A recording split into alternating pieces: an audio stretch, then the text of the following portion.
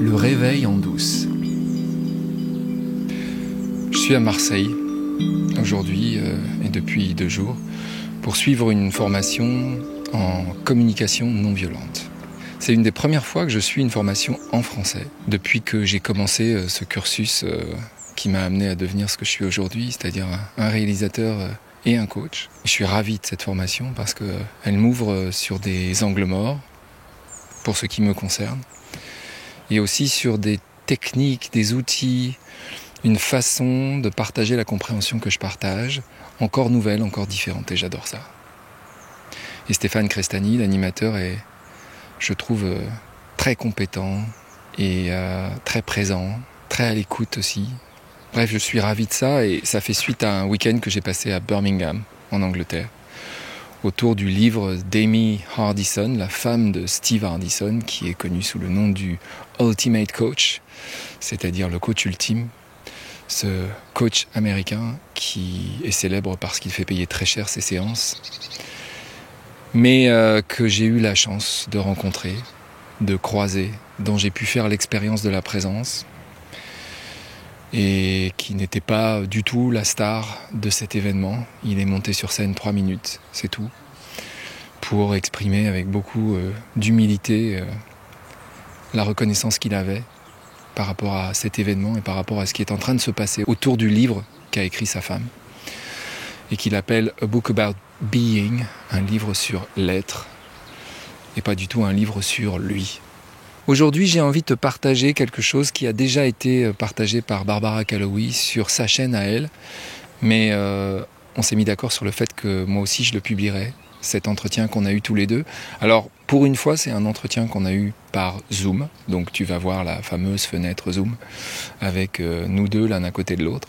Et j'ai envie de partager cet entretien avec elle, d'abord parce qu'il est très spontané. C'est elle qui m'a proposé de discuter des traumas et de ce qui se passe avec les traumas une fois qu'on a réalisé le soi, c'est-à-dire un peu après l'éveil. Alors à chaque fois que je m'exprime comme ça, j'ai la sensation que je fais de l'éveil un objet ou quelque chose, une étape. Et c'est pas vrai. Et en même temps, on peut pas nier qu'il se passe quelque chose.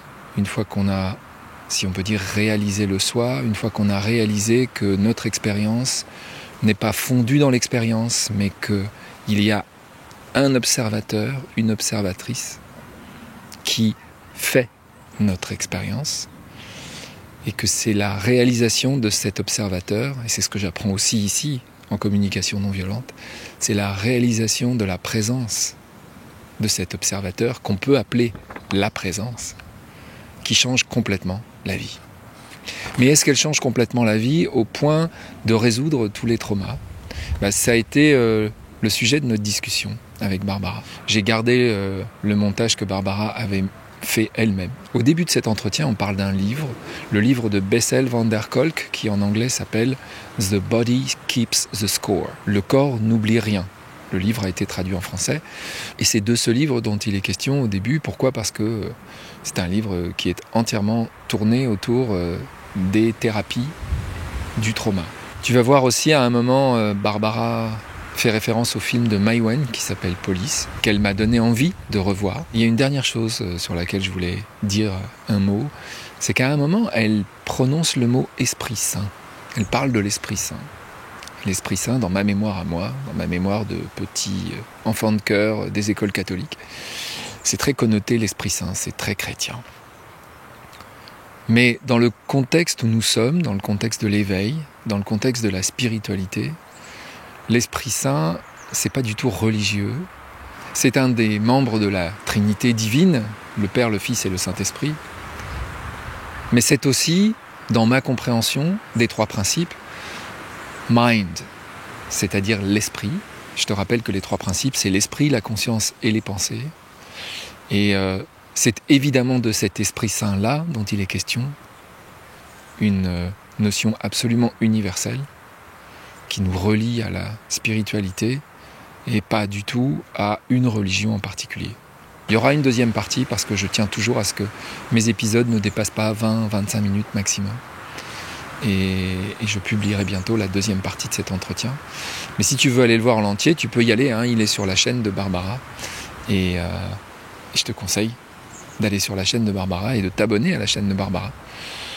Barbara est une très très belle personne que j'ai eu la chance de rencontrer il y a peu de temps et qui est très très vite devenue, en tout cas pour moi, une amie très chère. Moi, j'utilise cette métaphore-là dans un short, j'ai utilisé la métaphore de l'œuf, mais je trouve qu'elle est tellement parlante.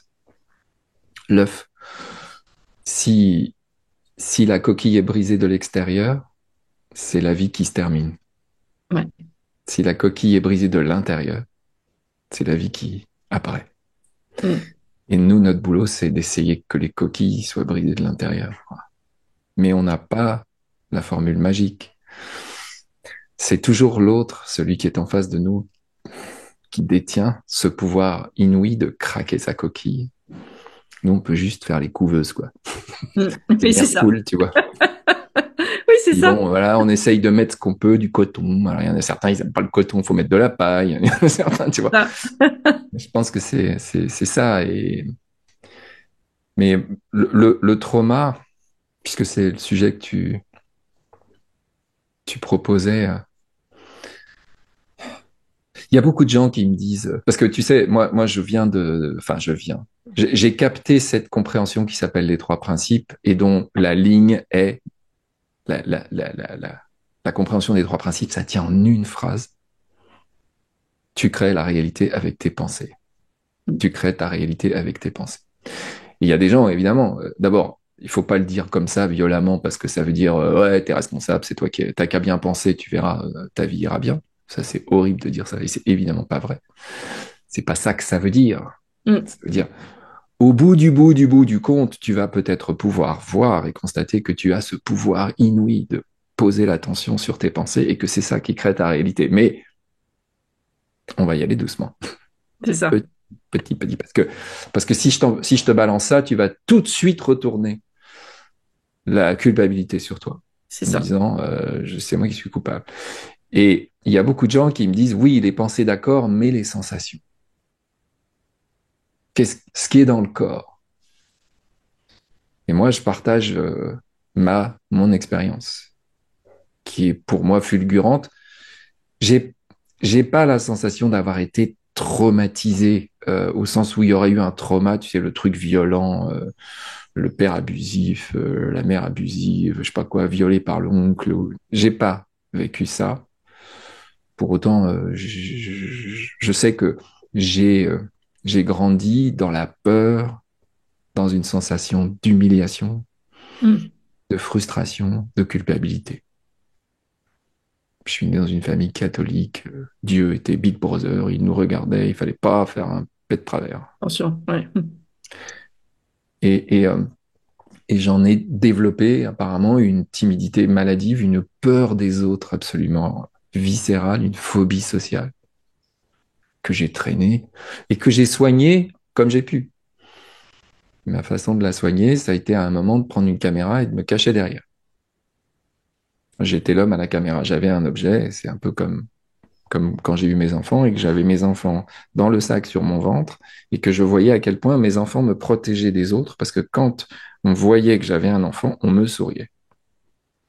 Alors que quand j'avais pas d'enfant, j'avais l'impression que tout le monde était là, genre, ouh là là, celui-là, faut se méfier.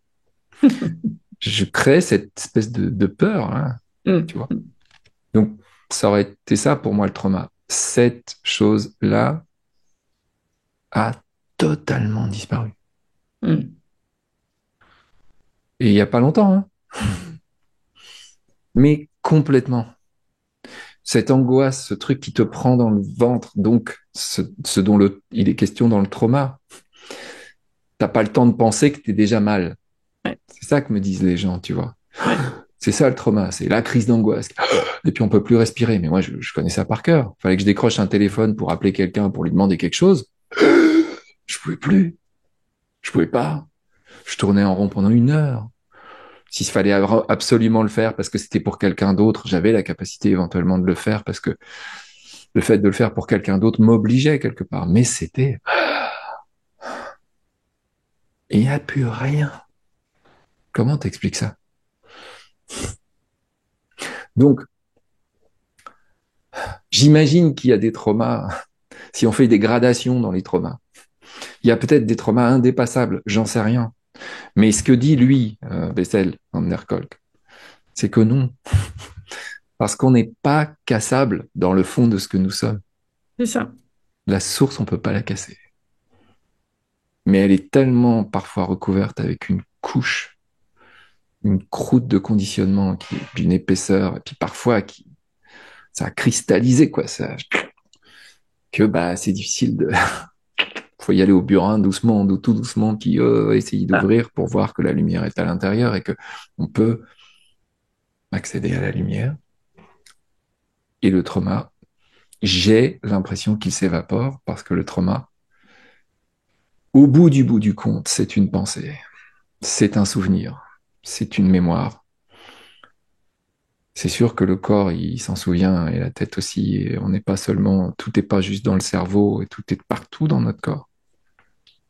Mais mon intuition, c'est qu'il est possible de se débarrasser de ça, hmm. définitivement. Peut-être pas de la trace que ça laisse. C'est-à-dire, tu vois, moi, parfois, quand j'ai quelque chose à faire, ça me revient encore, cette espèce de sensation que j'avais quand j'étais timide, tu vois. Devoir aller vers l'autre. Ah, j'ai ce petit truc qui me rappelle, tiens, sauf que je dis, t'es là, toi. Salut. Je me souviens de toi. Qu'est-ce que tu m'as protégé? Mais j'ai plus besoin de toi. Tu viens, on y va tous les deux. Et boum, Hmm. j'engage le dialogue. Je vois l'autre. J'ouvre l'espace où l'autre peut, je peux aller rencontrer l'autre. Mais voilà, j'ai pas été violé dans mon enfance. Je sais pas ce que c'est. Donc, Du coup, moi, je vais pouvoir parler de mon histoire. vas-y.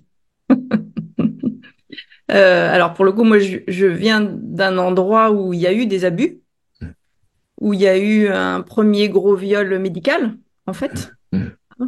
J'en ai parlé dans ma première vidéo où, en fait, il y a eu un traumatisme et je suis sortie de mon corps. Ça a été vécu comme un viol médical.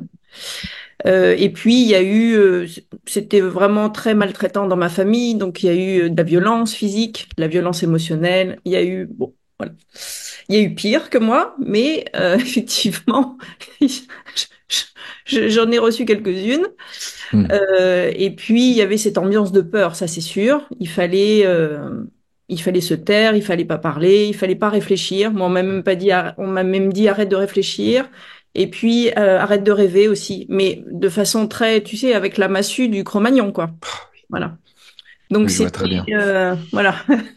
J'ai été élevée par des Cro-Magnons qui ne savaient pas parler, qui avaient qu'une massue pour dire oui, non, deux coups, c'est non, non. Enfin, voilà. Ah ouais. Mm. Mais il n'y avait pas de communication, il n'y avait que de la peur. Et puis voilà. Et puis de la maltraitance qui était consciente et inconsciente, hein. Voilà. Après, chacun a son histoire de mes parents et il y a aussi des mémoires. Donc là, je vais parler des mémoires justement dans le corps pour rebondir avec toi. Il y a du côté de ma mère des mémoires de violences sexuelles sur Mm. plusieurs générations. Et donc quand on arrive, on porte ça dans le corps quoi qu'il arrive. Et puis finalement, ça se reproduit parce qu'encore une fois, on n'arrive pas vierge, complètement vierge en fait.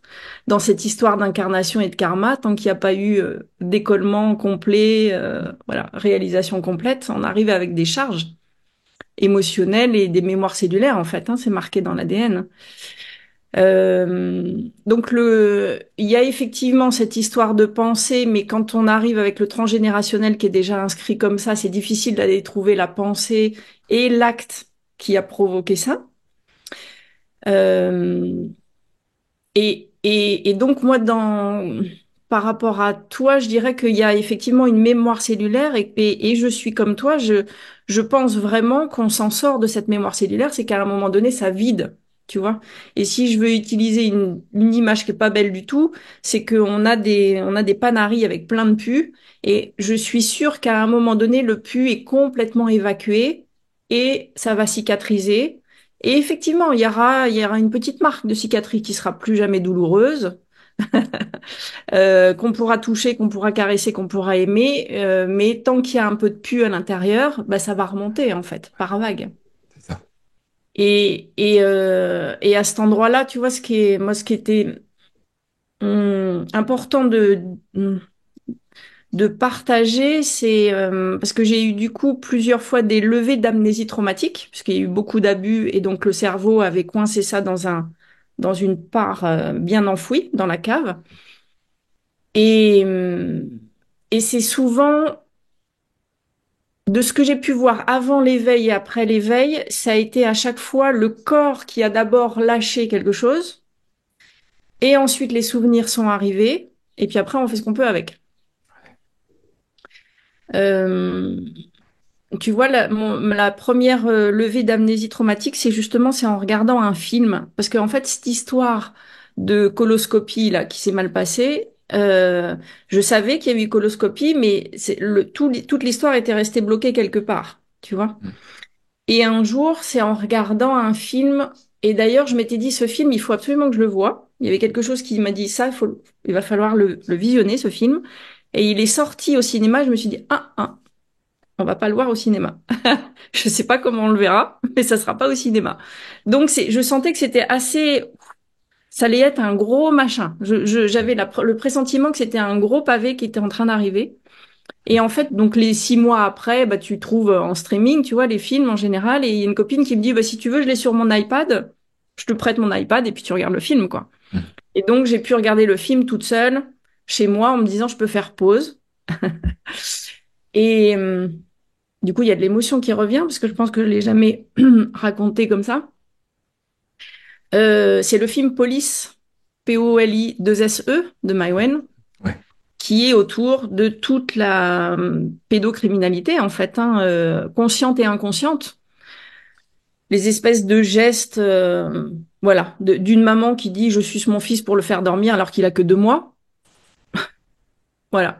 Qui pour elle, ça lui paraît complètement normal de faire du bien à son fils parce que ça le calme. Bon, voilà. Enfin, et entre ça et puis le violeur dans les vestiaires de l'équipe de sport. Enfin voilà. Tout ce film n'est que dans cette ambiance-là, qui est juste hyper malsaine en fait. Très très bien fait, ce film. Et en fait, tu vois, et c'est pour ça que moi aussi je me vulnérabilise, mais c'est important en fait pour les gens qui ont vécu ça. En fait, il y a eu, en regardant le film, une fissure anale. C'est-à-dire que d'un seul coup, dans mon corps, ça a pété. À l'endroit où ça avait été, évidemment, abusé. Donc, ça a d'abord été le corps qui a lâché la mémoire, et ensuite toute l'histoire est revenue, tu vois. Et cette histoire-là, il m'a fallu du temps. Il a fallu que je trouve le bon thérapeute, la bonne thérapeute, que je puisse... Et puis surtout, tout ce truc, mais c'est pas possible que ça soit arrivé, mais je suis en train d'affabuler. Et tu vois, et c'est important d'en parler parce que on a tous le même discours, que ce soit homme-femme, parce qu'il y a aussi des hommes qui ont vécu ça, enfin des violences et des abus sexuels. Il y a de la honte qui arrive, j'affabule, c'est pas possible que ça soit arrivé, j'en rajoute. Voilà. Enfin, il y a toutes ces histoires-là, sauf que quand c'est le corps qui a pété d'un seul coup, tu dis non, c'est pas possible que enfin, ça a dû faire mal quand même à un endroit, tu vois? Évidemment. Et effectivement, il a fallu vraiment pour moi plusieurs années, en fait, pour accéder à ce trauma, pour le libérer, pour retrouver de l'espace par rapport à ça, pour lâcher la colère envers les chirurgiens, envers le monde médical. Je comprends. Il y avait un truc aussi où je me suis dit, ok, je comprends pourquoi j'ai pas fait médecine. Je pense Mm. que je les aurais tous tués en fait en fac. Mm. Il y avait beaucoup de colère en fait. Ouais. Euh, et à cet endroit-là, tu vois, c'est important qu'on trouve le thérapeute qui soit là pour valider ce que tu es en train de dire. Pas pour dire c'est un enfoiré, c'est juste dire ce que tu sens, c'est vrai. Le Ouais. reste, l'histoire qui se raconte, c'est pas grave. Comment tu le vis, comment je peux t'accompagner à cet endroit-là. Ouais. Et quand c'est très fort comme ça, self, pas self, on n'en sait rien. C'est comment je fais pour t'accompagner et te sentir vu et compris à cet endroit-là, tu vois, et que Ouais. ça puisse s'apaiser, en Oui. fait. Oui. Tout à fait. Et ça, c'était donc j'en ai eu plusieurs donc avant éveil, parce que c'est quand même un avant, un après, mine de rien. Et puis, bah, il y a quelques semaines, j'ai eu une autre levée d'amnésie traumatique qui s'est passée dans la nuit. Et en fait, la seule chose qui a changé dans tout ce qui a émergé, c'est qu'il y avait l'espace. J'étais ma propre, du coup, thérapeute entre guillemets, c'est-à-dire que Mhm. c'était pas une thérapeute, j'étais l'espace qui a tout accueilli, était capable d'embrasser tout ce qui s'était en train de se dire. Non, tu n'affabules pas. Si ce que tu sens, ce que tu as vu est vrai, c'est ok pour toi. Enfin, tu vois, en fait, la présence que je suis embrassait tout ce qui était en train de Mhm. monter, Ouais.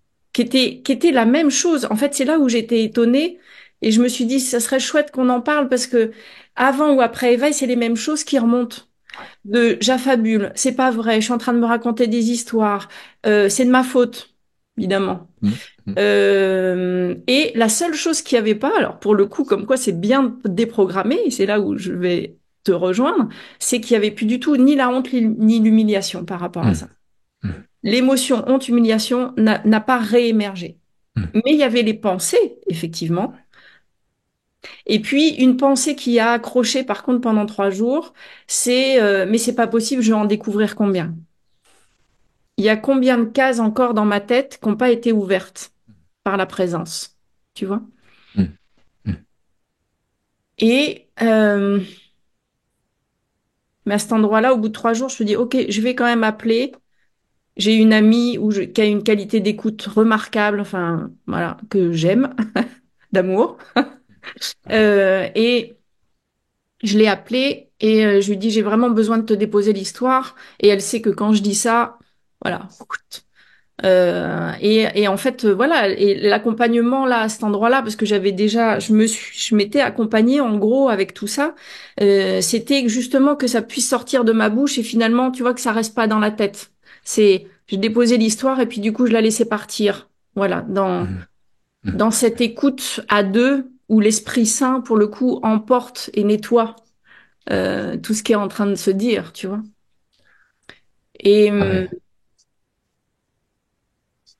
et donc, ce qui était précieux pour moi, c'est de dire qu'il peut y avoir des levées d'amnésie traumatique après l'éveil. Ouais. L'éveil ne fait pas tout. Ou alors, tu sais, les bouddhistes, ils disent parfois qu'il faut 6 ou 7 vies pour que il y ait la complétude, en fait, au niveau des mémoires, Mhm. j'imagine. Et donc, bah, peut-être qu'au bout de 6 ou 7 vies, bah, on lève tout ça. Mais en tout cas, il y a une fausse. Moi, j'avais une fausse idée que après l'éveil, tout se nettoyait de tout seul. Ouais. Et en même temps, c'est vrai, puisqu'il y a eu la levée d'amnésie traumatique et puis j'ai pu m'accompagner, enfin, tu vois. Mais à cet endroit-là, eh ben, il y a besoin quand même de retrouver la relation, de retrouver cette humanité, de pouvoir déposer l'histoire pour qu'elle soit emportée, tu vois. Ouais. Ouais. Euh, Tout donc, ça me parle. Continue parce que je t'ai interrompu, pardon.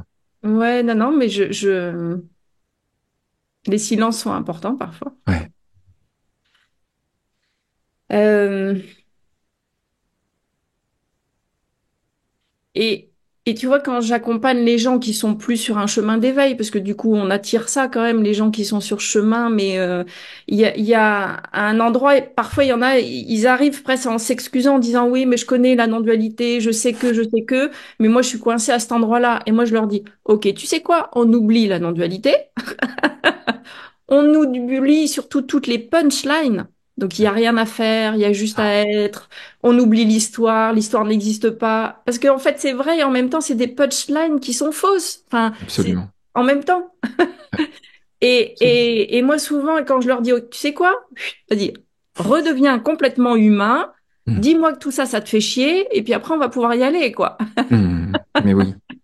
Et c'est Mais tellement oui. précieux de pouvoir dire aussi parfois, Mhm. non mais oublie tout ce qu'on t'a dit que tu devrais pas, et puis on y retourne et on va dans Ouais. l'histoire, et puis on va se mettre en colère, et puis on va dire que c'est des enfoirés, et puis tu sais, que ça Et aurait oui. jamais dû arriver, Ouais. et tu vois, on s'énerve, et puis là, ça leur fait tellement de bien que Bien moi, sûr. je récupère leur colère qui est coincée quelque part, qu'ils n'ont pas pu exprimer, parce que dans la non-dualité, l'histoire, elle est... Mhm. Wow, c'est... Mhm. Mhm. Mhm. Ouais. Et justement, tu dis, moi, je récupère. Qu'est-ce que ça fait à toi qui récupère ça? Qu'est-ce que ça te fait, toi? C'est-à-dire, qu'est-ce que ça me fait moi? Quand tu dis je récupère, qu'est-ce que tu veux dire? Ah, je récupère les gens, c'est ça? Hmm. Qui sont dans cette... Euh, hmm, Qu'est-ce que ça me fait? En fait, en général, ça grandit encore plus la compassion qu'il y a à l'intérieur de moi.